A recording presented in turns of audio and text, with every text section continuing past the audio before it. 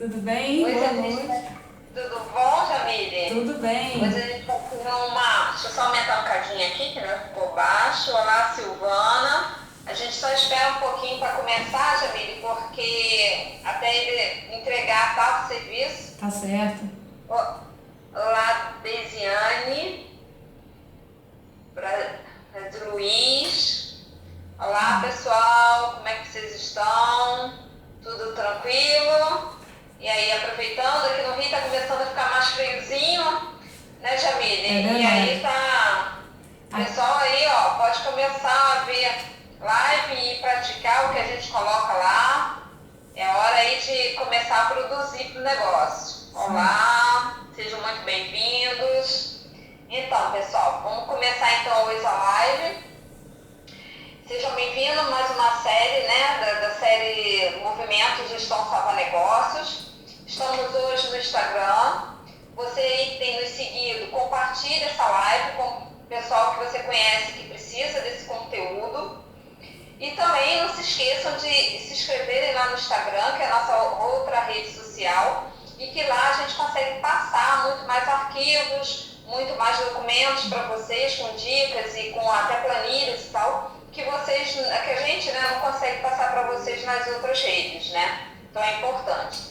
E aí um recadinho de todo dia, né, é que no dia 14, dos 5 às 20 horas, a gente vai ter masterclasses, né, uma masterclass especial, cujo nome é Escolha Certo e Lucre Mais. A gente está aí para ajudar vocês cada vez a prosperar mais, com cada vez mais lucro, e nesse dia a gente consegue fazer uma masterclass para vocês que leva um tempo mais aberto, mais livre, para a gente discutir bastante esse tema, que a gente não consegue fazer aqui com esse tempo restrito, né? Então aqui é o canal, né, que a gente mostra o caminho para vocês terem um negócio próspero, aumentar seu lucro, né, com ações não nada mirabolantes, né, ações que estejam sob seu controle e, mais do que importante, né, com qualidade de vida, né, porque ninguém quer ficar se matando, quer prosperar com qualidade de vida.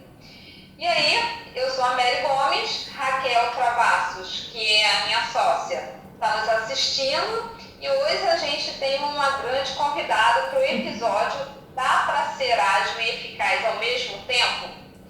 E esse tema a gente convidou aqui a Jamile, que ela é gerente de programas socioeconômicos de licenciamento ambiental, professora da UFRJ. A UFRJ é a nossa Universidade Federal aqui do estado do Rio de Janeiro, e também coach do Núcleo de Gestão Integrada. Eu dei uma resumida para a Jamile, porque você tem bastante coisa aí, mas aí eu dei uma resumida para falar um pouquinho de você, né? Seja muito bem-vinda, agradecemos imensamente eu e Raquel por você ter aceitado o nosso convite, que a gente quer exatamente falar desse tema que tá tão em voga, né? Isso aí.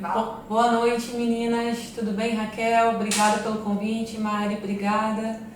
Eu acompanho o trabalho das meninas e, assim, acompanhem também, porque elas se dedicam muito para trazer conteúdo relevante. Então, acompanhem as meninas, que elas têm um trabalho de muita qualidade. E boa noite a todos. Sejam bem-vindos. Obrigada, Dani. O que acontece, né? O nosso tema hoje é muito ligado a esse tema, né? Que hoje essa palavra está muito em moda, né? Na verdade, já tem no mundo dos negócios que fala muito em ser ágil, métodos ágeis. E assim, às vezes o microempresário acha, né, que isso está um pouco do mundo distante, né? Isso é mais para as grandes empresas, que não é muitas vezes para ele, né? E aí, o que é efetivamente esse conceito? Jamile, explica aí pra gente. Como ele é rápido, a gente pensa só na questão do tempo da atividade, o que é esse conceito? Esse conceito da agilidade, ele é um conceito que fala não em fazer correndo, no sentido de fazer com pressa. O conceito ele foi materializado num manifesto, que é um documento que foi escrito por pessoas que vinham da TI, que tinham experiência com a TI, e eles escreveram um documento chamado Manifesto Ágil, né? Então, para quem quiser se aprofundar no tema, eu vou falando assim alguns nomes, mas qualquer dúvida depois é só acessar o nosso Instagram, enfim, as nossas redes para tirar mais dúvida. Esse documento ele ficou conhecido como um marco, e ele foi escrito em 2001. E esse documento ele traz exatamente o que é agilidade. É um documento curto, de leitura fácil, E basicamente o ágil da agilidade tem a ver com 2 dos 3 pilares. O primeiro pilar é o pilar da transparência, que é uma coisa muito importante também, né? Que todo mundo da empresa, todo mundo da corporação saiba o que está acontecendo. Então é a gestão com transparência, gestão à vista. Vocês vão ver que muito da agilidade bebe lá na fonte da manufatura Lean, né? Que vem lá da década de 50, com aquela coisa toda do sistema Toyota de produção. Então muita coisa do ágil ele é repaginado desse momento da história, da década de 50. Então assim, não é novo, mas trouxe um ar novo, né?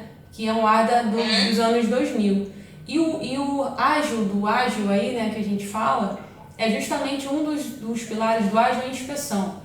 Então o rápido aí na história é você perceber rapidamente que você errou e você poder rapidamente ter musculatura na sua instituição capaz de corrigir o erro.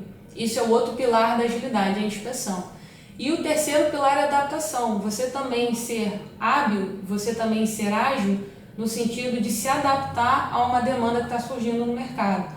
Muitas empresas, por exemplo, como a Nokia, que são empresas gigantes, mundiais, no setor de mobile, por exemplo, né, de celulares, ela não foi tão ágil assim, ela não foi tão rápida assim a se adaptar e ela acabou sumindo. Hoje você não compra mais Nokia, né? Ela foi incorporada por outras empresas. Então, isso é um exemplo. Então, não é fazer correndo de qualquer jeito, atabalhadamente, é fazer com rapidez no sentido de se adaptar rapidamente, no medida que você consegue inspecionar rapidamente. Então, se a gente fosse resumir, né, sempre ter um olhar crítico para detectar um problema, né? Isso. Corrigir esse problema rápido e ter uma gestão à vista exatamente para facilitar, né, essa identificação rápida de um problema, né? Exatamente. E que hoje em dia problemas surgem mesmo, né? Não tem como você, a todo momento que o mundo está cada vez mais dinâmico, né? Isso aí. Então problemas surgem efetivamente. Muito boa essa sua explicação. E aí, né, como todo método, né, que a gente veja assim no mercado e tal, né, todos que são criados, eles têm, né, ferramentas e princípios associados a ele. Quais são as principais ferramentas que você entende, Jamil, que a gente possa ter e aplicar de forma assim, tranquila, que seja fácil do nosso microempresário pegar e implementar efetivamente? Legal. Eu vi que entraram na live alguns alunos meus recentes até, e elas podem até dar depoimentos sobre como é que elas estão sentindo, porque elas estão nesse momento aplicando o ágil lá no Núcleo de Gestão Integrada, que é de um instituto nacional chamado Instituto Chico Mendes, né? Uma autarquia federal que cuida das unidades de conservação. Eu vi que elas entraram, elas podem até interagir bem aí para falar como é que elas estão se sentindo aplicando. Mas para o nosso microempreendedor individual, vocês vão ver que as ferramentas elas são muito simples. A filosofia do ágil é ser simples. A filosofia do ágil, inclusive, no momento que você faz a gestão à vista, é identificar aquele trabalho que você não precisa fazer, né? Porque às vezes a gente acha que precisa fazer e na verdade não precisava ter feito, você conseguiria agregar valor sem ter feito aquele esforço. Então, a gente tem, por exemplo, um quadro que se chama Kanban, é uma palavra em japonês. Vocês vão ver que muitos termos vêm do japonês justamente porque explica, né? O ágil bebeu muito lá da fonte do Lean, etc., que é japonês, né? Na verdade, né, Kanban quer dizer cartão, né? Isso, então, isso. Tudo exatamente para deixar à vista, né? Interessante também. Eles usavam os quadros, né, os kanbans e os cartões na fábrica, no chão da fábrica, né? Justamente com a intenção de todo funcionário enxergar. Então o poder não estava só... Isso é uma mudança muito grande, né? Uma mudança de pensamento. O poder agora de observar, de analisar, né, de opinar, não pode ser só da grande direção. Ela também tem que estar no chão da fábrica. E uma ferramenta fácil que o nosso empreendedor pode usar amanhã, assim que ele acordar, é colocar justamente um quadro, né, que tem esse nome no Scrum, que é um dos métodos, um dos frameworks ágeis é o Scrum. O Scrum usa muito esse quadro, e esse quadro é muito simples, é um quadro que ele pode fazer num quadro branco, ou numa cartolina, numa folha A3, como ele quiser. E ele vai fazer 3 colunas, né? A coluna das atividades pendentes, a coluna das atividades em andamento e a coluna das atividades realizadas. E ele vai usar um post-it, né? Aquele quadro, ele vai usar um post-it e ele vai movimentar esses cartões, os kanbans, né? Ele vai movimentar os cartões no quadro. E assim, o bom não é ele fazer sozinho, né? A grande jogada aí é ele fazer isso com a equipe dele, até porque a equipe dele, ela também se responsabiliza pelas ações, né? Porque é uma mudança de paradigma, né? A equipe ficar confortável esperando a ordem do diretor, do gerente, etc. E a mudança de paradigma aí do Agile vem da equipe ser responsabilizada e se responsabilizar pelas ações que precisam ser feitas, né? De modo que todo mundo está no mesmo barco. Isso cria uma sensação de pertencimento, né? Que é aquela coisa, realmente é uma coisa que a gente fala muito aqui, né? Do envolvimento da equipe, né? Que se a pessoa, porque às vezes a gente tem muitos autônomos também que a gente segue, que nos seguem, mas assim, se a pessoa tem equipe, é importante, né, ter uma agregação ali e mostrar que todos devem participar, né, para criar exatamente aquela sensação de construção conjunta, né, a várias mãos e não aquela coisa distanciada, né. Exatamente, porque isso gera um engajamento muito maior, né? Porque na gestão tradicional, a figura do líder, ele era sempre responsabilizado pelo bem ou pelo mal, e a equipe também não ganhava mérito por realizar, né? E o Scrum, e não só os métodos ágeis, eles são muitos, né? Frameworks e métodos. O empreendedor pode escolher qualquer um que ele quiser. Um deles, por exemplo, que talvez seja o mais badalado, é o Scrum, né? Mas de qualquer forma, a filosofia permeia todos eles. A filosofia de que agora o time de desenvolvimento, ou seja, os trabalhadores, que precisam vir para o jogo, e o líder, que antes era o responsabilizado pelo bem ou pelo mal, ele passa a ser um facilitador para que o time faça performance, né? Para que o time desenvolva e desempenhe bem, né? E ele fica ali facilitando esse desenvolvimento. Mas aí, explica pra gente um pouquinho, Jamile, o que é o Scrum, né? Porque ele é mais voltado para a organização da equipe, propriamente dita, né? Então, se eu pudesse, assim, separar em grandes linhas, né? O Kanban seria, propriamente, para você organizar a tua produção, a tua operação, e aí, realmente, é uma forma muito tranquila, né? Que é só ir mexendo ali os cartõezinhos, se você já fez, aonde, que ponto você está. E o Scrum, que efetivamente, como ele poderia organizar essa equipe? Fala pra gente um pouquinho. Olha, se você pensar em... Existem vários. Existe o XP, né, que é o Stream Programming, existe o Crystal, existem vários frameworks e vários métodos.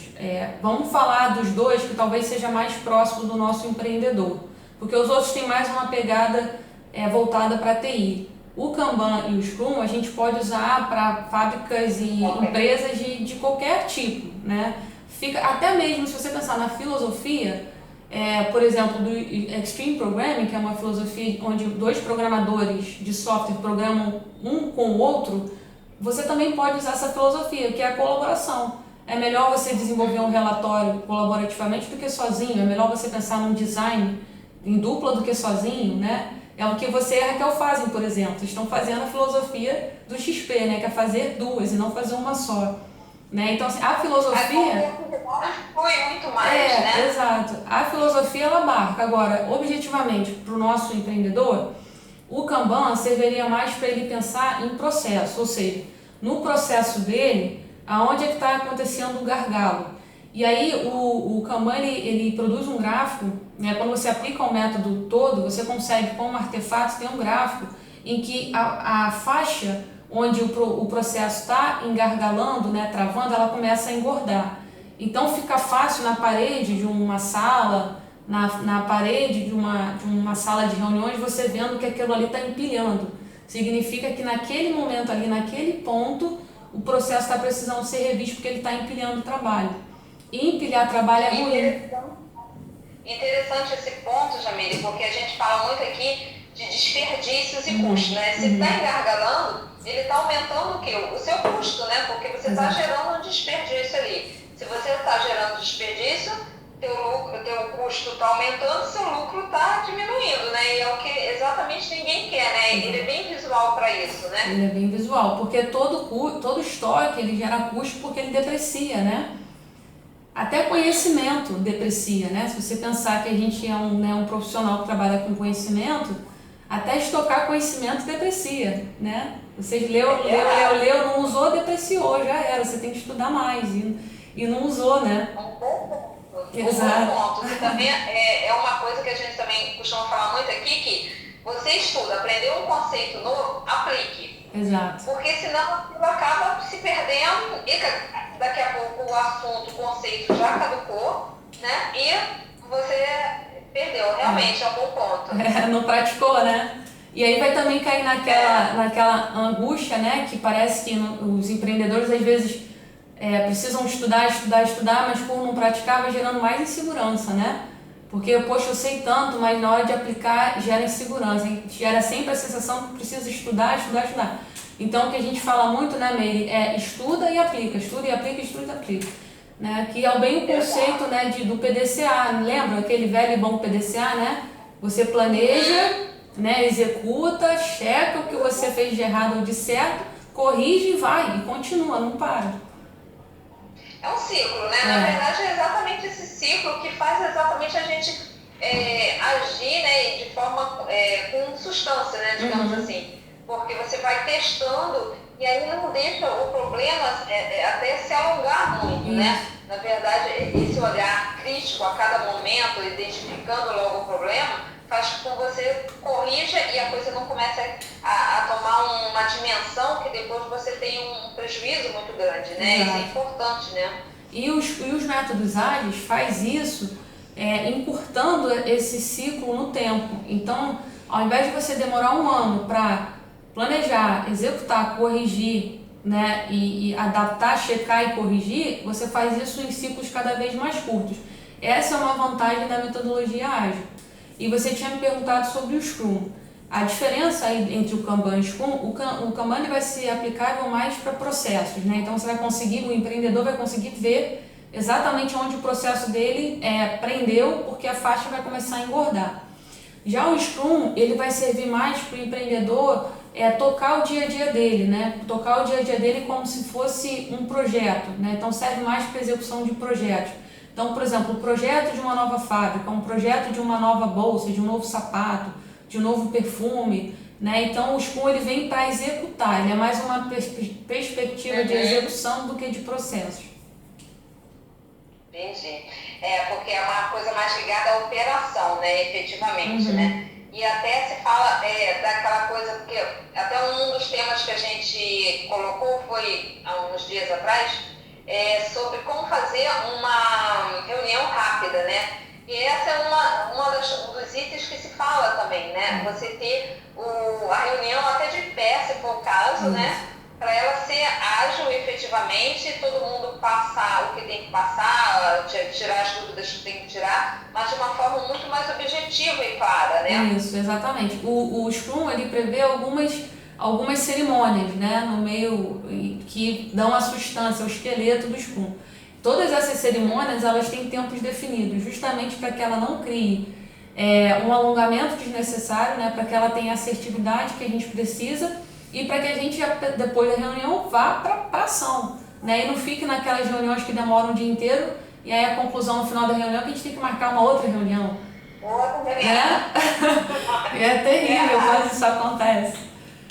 A gente até botou um post aqui, né, para eles seguirem exatamente para mandar pauta e definir quem que de fato tem que falar, se tem que ler alguma coisa antes dessa reunião, exatamente por isso, porque senão fica aquela reunião interminável, né, e acaba se perdendo muito tempo, né, e a gente sabe que às vezes a pessoa começa a contar lá de Adão e Eva, né, então para ser muito mais direcionada a coisa e a gente realmente não perder tempo, porque tempo é dinheiro, né. Exatamente. E aí, Jamile, né, e aí, Jamile, se eu tiver, por exemplo, no caso, né, de pegar uma loja de roupa, de acessórios, enfim, dá um exemplo de como ele poderia utilizar isso. Ou, por exemplo, uma corretora de seguros também, ou do ramo alimentício, que são os grandes, assim, blocos, né, de tipos de microempreendedores que a gente tem aqui. Legal. Numa loja, por exemplo, de acessórios, geralmente, tentando pensar numa loja de rua, ou talvez uma loja um pouco maior, uma loja de shopping, né? O que acontece é muito característico? A rotatividade, né?